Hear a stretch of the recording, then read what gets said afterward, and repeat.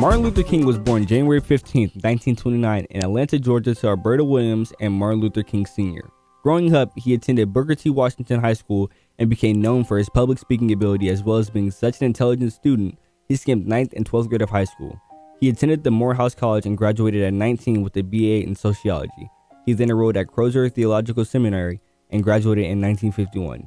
In that time of school, he met Coretta Scott and married her on June 18, 1953.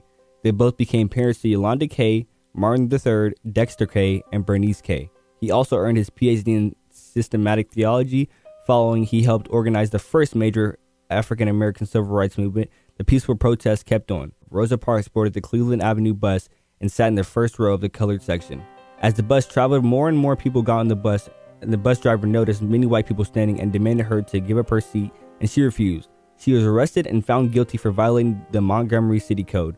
On the night King met with a few others to plan a boycott, King was appointed to lead, and from there, more protests followed up to the most memorable one of August 28, 1963.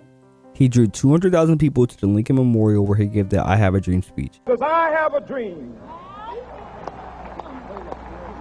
that my 4 little children will one day live in a nation where they will not be judged by the color of their skin, but by the content of their character. I have a dream today. A few years later, he gave his final word for all the work and protest and change. Unfortunately, the next day at Lorraine Motel, he was killed by James Earl Ray. This sparked riots, and ultimately Ray was sentenced to 99 years in jail.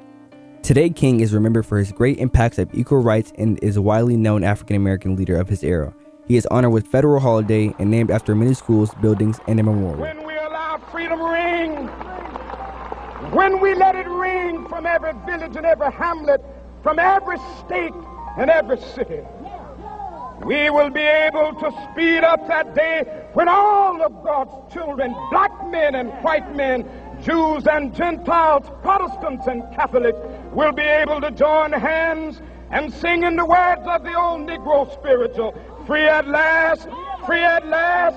Thank God Almighty, we are free at last.